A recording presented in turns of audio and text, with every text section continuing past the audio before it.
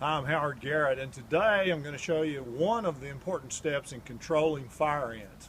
The first step is to put out dry molasses all over the whole property, and in a lot of cases that will wipe out the fire ants alone.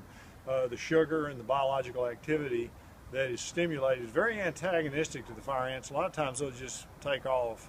But if you do have some mounds pop up, like has happened lately with the rain, there is a way to treat individual mounds, and that's what I want to show you today. What I use is a watering can, and we take the breaker off of it. Don't want to do that, and I'll show you why in a second. We use a mixture of compost tea and molasses and orange oil. An easy way to do it is just use one of the Garrett juice mixtures, or use your own Garrett juice mixture at home. If you don't know how to make it, the formula is on my website on dirtdoctor.com. And then a gallon of water, and I've already put a gallon in here. Usually I'd put the water in last, but in this case, to make it easier for the shoot here, we've already got a gallon of water in there. And we'll put in about 6 ounces of Garrett juice.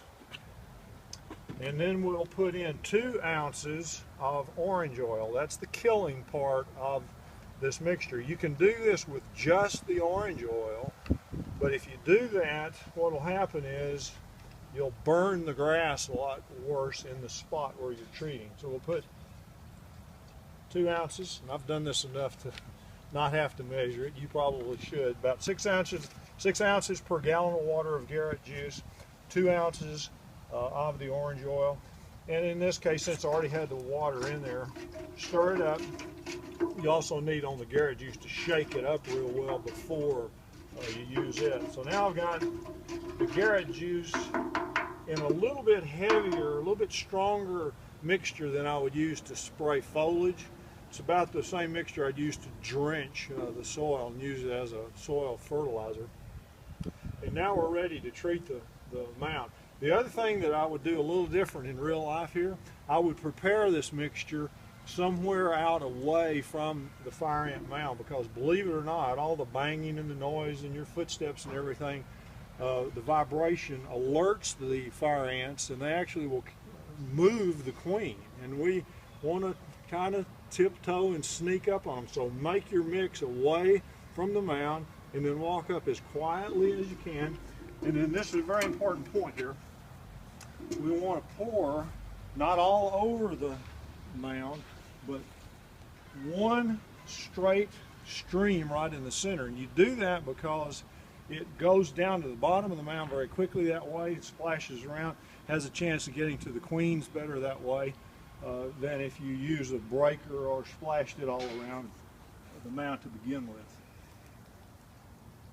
So we'll pour it right in the center. It'll break through the crust. As you can see, it caves in pretty quickly.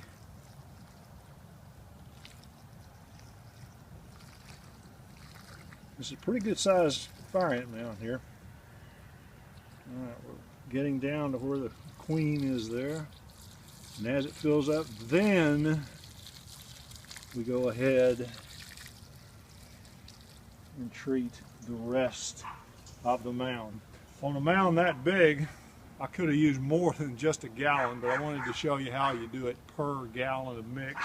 On a mound that big, it probably would have been good to use the whole 2.5 gallons or a 5-gallon mixture of the what we call the fire ant mound drench. This doesn't run them off, it actually kills them. They're pretty quiet. They were way down in this mound, but you'll see later on, we'll have some photographs of it, that this mound will be completely dead from this simple mixture.